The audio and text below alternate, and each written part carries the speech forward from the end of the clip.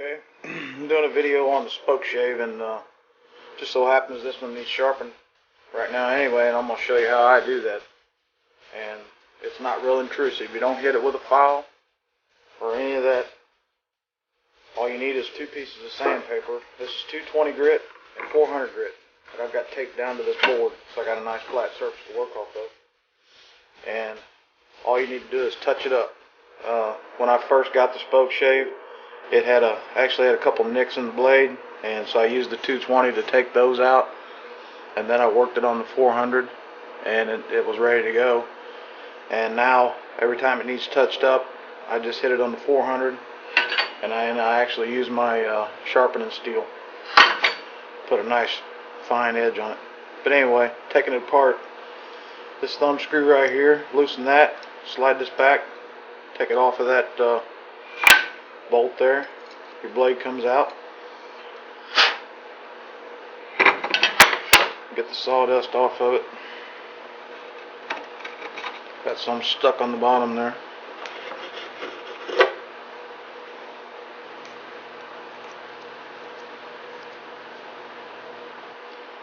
Get those shavings that are stuck onto that blade off of there so they don't gum up your sandpaper.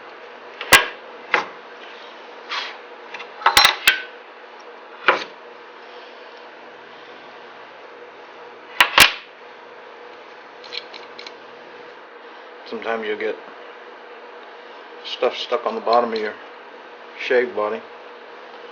I use a little one of these little flat pocket screwdrivers. Scrape that stuff out. I've kind of not really modified mine, but in here, this painted surface around here where the blade is supposed to lay flat, I actually took some sandpaper and knocked that paint off there, and I took this screw out right here that helps hold the blade on, and knocked the roughness off of that paint with my file. That's actually some really super tough paint they put on there. But anyway, get that all flat, because I kind of felt like my blade wasn't sitting perfectly flat. And this screw, I just screw it in about halfway. You'll be able to see the depth, probably about halfway between each side.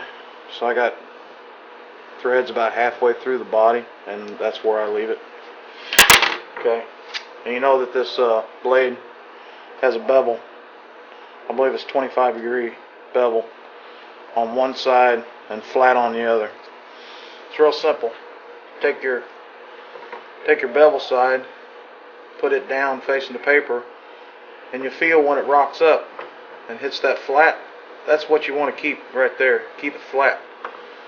And then I just work it straight back on the flat, making sure I keep it flat. You don't want it down, you don't want it up. You want to keep that angle right there. That's set for a reason.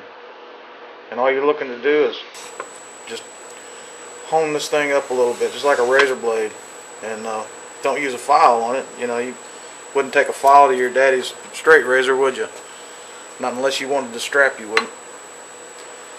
But that's what this is. It's a razor blade. It's just big and heavy duty, and it's made to be sharpened. I'll go, I don't know, 15-20 strokes. You're looking to shine that up right there. When you see it shining, you know you hit it all. And you can rock that a little bit, make sure you feel your flat side. Drag it straight back. And I don't know that it necessarily makes any difference if you go forward with it or you drag it straight back. I just found that straight back is the easiest for me to keep the angle right. Straight back. And you can even work it side to side if you want, or you can work it up and down this way. Saw a video on the internet. Guy had a stone, and that's how he worked it on his stone. Was he went like this, so he was taking off stone evenly all the way across. More for a stone than, than the blade, but just the main thing is keeping it flat right there on that 25-degree bevel. Anyway, I give it quite a few strokes like that, and then by doing that, you put a little bit of burr on this flat side on the back. Lay your blade flat, put pressure on the front, and drag it back.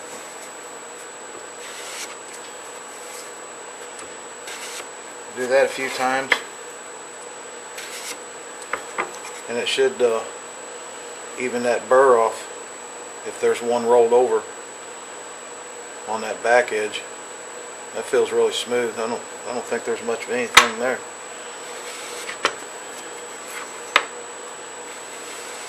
And that sandpaper alone will do the job. But I have found it's just like sharpening my fillet knife. I got this steel. Boy, it really does a good job. And I just hold the blade here in my hand. I try to guide it with my finger here and keep my steel the same angle as that 25-degree bevel. And I give it some of these. Pushing forward as you're sliding it off. Pushing it forward as you're sliding it off, just like you're sharpening a fillet knife, except you're holding the blade here and guiding it with your finger. And stay with that 25-degree bevel. Don't get it too straight up and down or too flat. Too flat, you're not going to hit anything. Too straight up and down, and you're going to dull that edge. You want to go with the bevel. I'm going to whip it on here about 8-10 times maybe.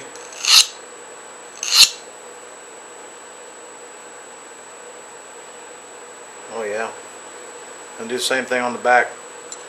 And try to keep it fairly flat.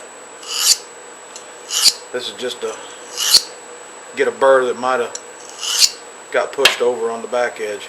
Now, about those 4 strokes right there on the back side, and that sun gun right there is sharp enough to shave hair. But I'm going to hit it a couple times again. 3, 4, 5, 6. Now I'm going to give it about half that on the back.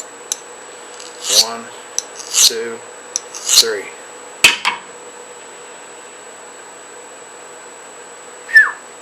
Yes sir, buddy. I like that. Don't know if it'll do it or not. I'm going to see if it'll shave paper, cut paper.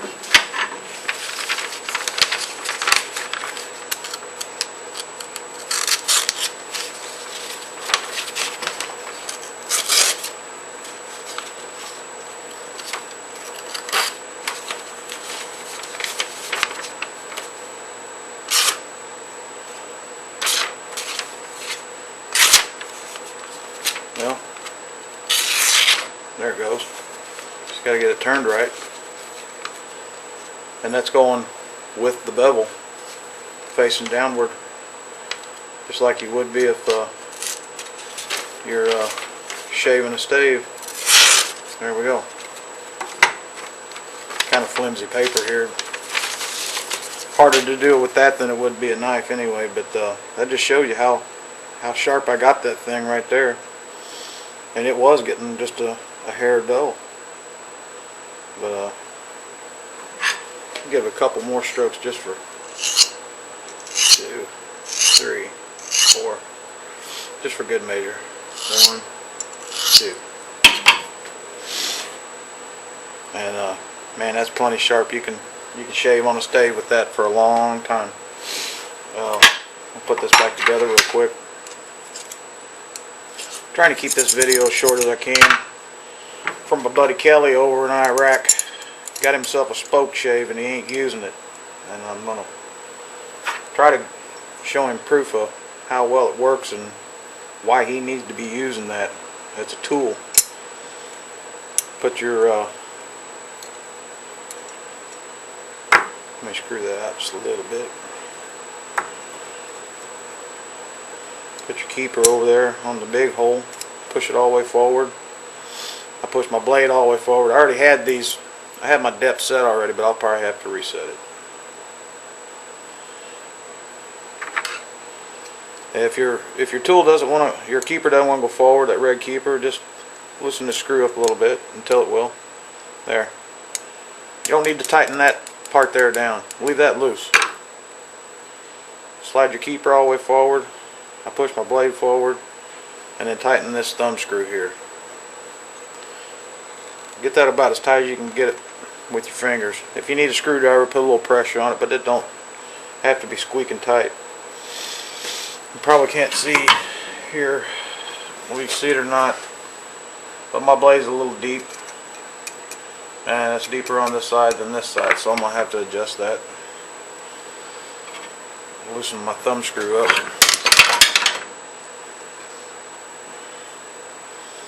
And then use your knobs here to adjust it, and I just eyeball it. You're only going to want about a 1/16 of an inch sticking out, and I just kind of eyeball it even all the way across there. That's not bad. I don't have a way to actually measure that. I might be able to put a depth mic or something on it, but it's not that critical. You'll be able to tell when it starts cutting. Now I'll take it over here to the bench and use it on that stave. And this first part of the video is going to be a green stave that I'm processing, and then I'm going to seal it. And what I do is I take the sapwood off until I start seeing yellow or green underneath, kind of a yellowish greenish tint, and then I stop. I'll use my spoke shave, knock the rest of that white wood off, and get it down either to the first ring. It's not critical to be down to the first ring, but either the first ring or just above it. But when I start getting a feel for the yellow wood coming up pretty good, then I'll stop, because I don't want to go too deep. Maybe that the guy that buys this stave will want to use that first ring. The first ring may be the best one. I don't know. I'm not going to make that decision. It's up to him. So my interest is just getting the sapwood off, getting it down close to the first ring. I'll put a coat of sealer on it, and then it's off to him. And I've actually got this stave that I'm working on sold, I believe, so I need to get it done.